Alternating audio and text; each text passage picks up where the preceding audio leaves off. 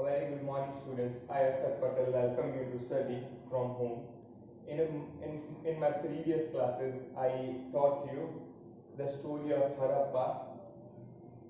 In that story or in that topic, I taught you the major cities of Harappa, their in which area it spread, as well as I explain you about the city planning, like drainage system, road system, house system. Okay, how they plan their drainage system, how they plan their roads, how they design their houses, as well as this that great bath or spatial bath. Okay, the Great Bath, okay, where the kings, nobles, prince and princesses took bath during a special occasion, right? Their drainage system was very smooth, right? So water uh, would not store in that drainage, as well as their roads, they remain free space around their houses. That was all about my previous classes, as I briefly explain you about the terracotta symbols, as well as terracotta toys, right? Life in a city, both even cities in these days and cities in those days, in olden days. City were busy, city were busy, as well as you know they have certain characteristics of craft person, uh, that scribe, okay, uh, priest, and other person, okay, who work inside the factory, as well as person, those who inside their work, right? So that is all about my previous class. Now today I am going to explain you about new crafts in the city. Let us look at some of the objects that were made and found in Harappan cities. As I already show the pictures of the terracotta symbols, as well as some toys. Okay, most of the things that have been founded by archaeologists are made of a stone, shell, metal, including copper, bronze, gold, and silver. Right now, let's classify this material. All the most of the objects have been made of a shell, stone, metal, included copper, bronze, gold, and silver. Now let me throw my light on gold and silver. As I already explained you in my previous class, that we could see class differences in even in those days, like rich people, middle class people, as well as poor people. So what I'm thinking, that gold and silver, the crafts of uh, crafts made up from gold and silver, especially used by the rich people, whereas shell and metal, copper, bronze, somehow used by this middle class or upper middle class people, whereas stone, okay, stone was being used by the poor people, right? Copper and bronze were used to make a tools, weapon, ornaments, and vessels, right? Vessels where we keep rice, wheat, okay, or seeds of plants. So tools, right? So tools, they also manufacture tools. So we can say that, or we can assume that they were indulged in warfare activity, right? They attacked some other kingdom. They try to conquer that kingdom, and get the ownership or get the possession over that kingdom, right? Perhaps the most striking finds are those of the beads, weight, and blades. The Harappans also made a seal out of stone, right? Seal, as I uh, as I showed the pictures of a seal in my previous class. Maybe they have some special thing, okay, to get a seal. That's why they manufacture seal.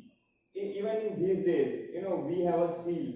If you post something to the other city, for example, letter to your friend, relative, or you know offices, if you send a letter, so they have a special stamp.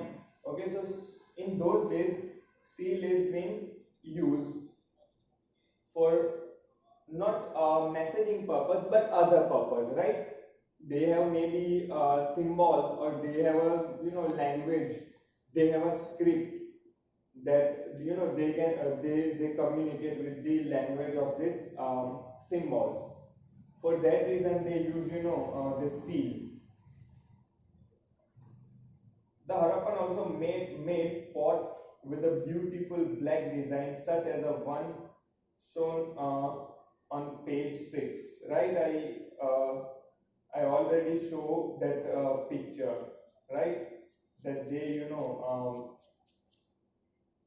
they manufacture this vessel or craft.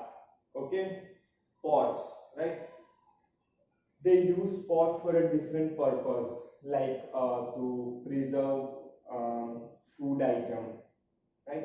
Sometime we learn in a previous chapter of that that earliest people, they also fond of this they are also fond of this pot. Okay, you could find pot beside or next to the that body, which is excavated by the archaeologists.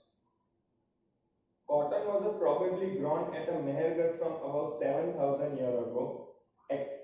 Actual pieces of cloth were found attached to the lid of a silver vase and some copper object at the Mohenjo-daro. Archaeologists have also found spindle wheels, okay, made from a terracotta and faience.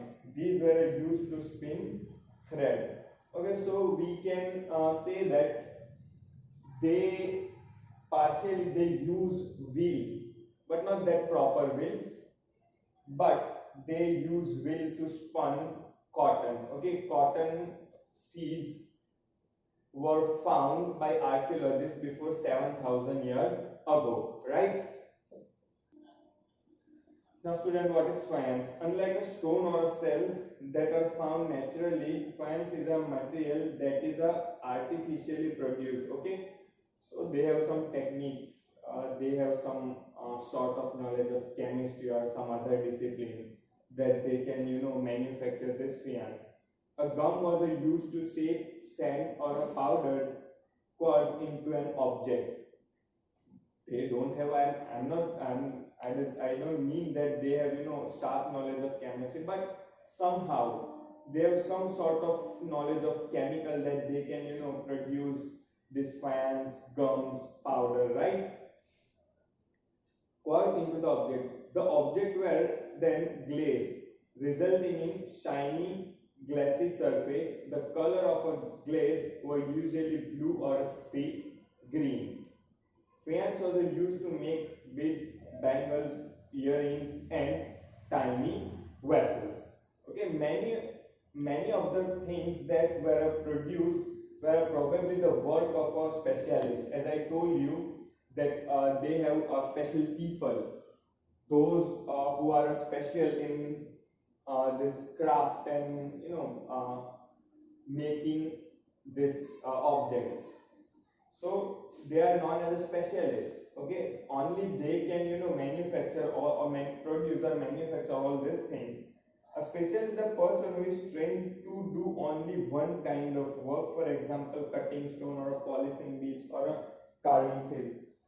Means the person is trained only to do a single work.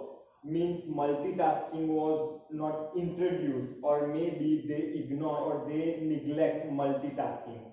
What is multitasking? Multitasking means a person can do more than two or more than one work. That is do more than one task. That is multitasking. But in those days, multitasking was not that important, or maybe they neglect that part of working, multitasking, right? So one person is trained only in a one task or only in one work. For example, cutting, chopping, or polishing. Not everybody could have been a specialist. We do not know whether only men were specialists or only women were specialists. Because some women and men may have been specialists. Means archaeologists are not sure about the gender. Maybe men or maybe women are specialists in work. Okay, we are not sure that that particular task was being performed by this gender, means male or female, but we can say that either man or woman or maybe both of them are specialists in the work of craft. Okay, now my next topic is in search of raw material. Raw materials are substances that are either founded naturally or are proceed by a farmers or gatherer. These are then proceed to produce a finished goods. Now, what is raw material? It found naturally or may be produced by a farmer. For example, textile, for a textile industry, cotton is a raw material. Okay, that is founded by, or that is produced by a farmer. Then this cotton spun into machine, then it is made up as a cloth sheet, and then that cloth sheet as a used as a raw material, and then they produce a finished product, that is a shirt or a pant or t-shirt.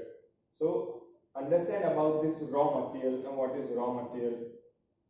For example, cotton produced by farmers raw material that is may proceed to make a cloth, while some of the raw material that the Harappan used were available locally. Many items such as a copper, tin, gold, silver and precious stone had to be brought from distant place, right?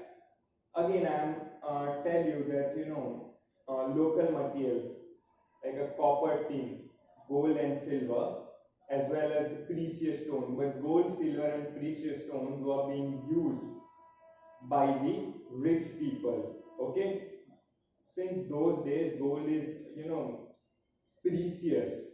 Okay, gold is a valuable metal. Okay, the Harappan probably got copper from the present day Rajasthan and even from Oman in West Asia. Tin, which was a mix with copper to produce bronze, may have been brought from the present day Afghanistan and Iraq. Now, how can we say that they brought all this item from the other country? Archaeologists have some evidences of traveling. They found some,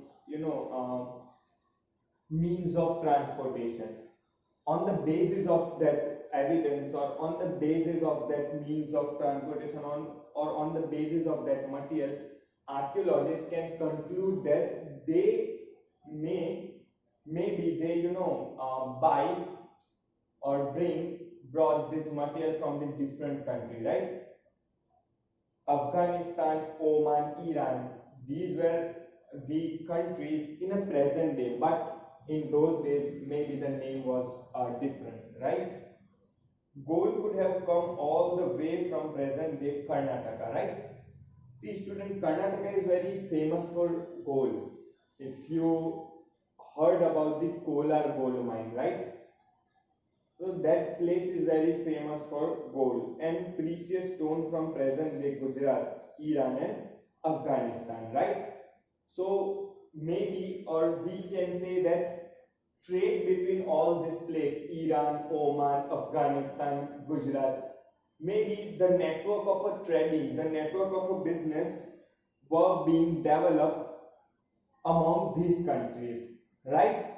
So student, let me revise myself again. I explained about new crafts in the city, raw material, as well as the use of gold and silver by the rich people. Okay, I all as well as I explain you about the trade or business connection between Afghanistan, Gujarat, Iran, and Oman. Okay, so this is all about today. Inshallah, I'll explain you more about this chapter in my next class. Thank you.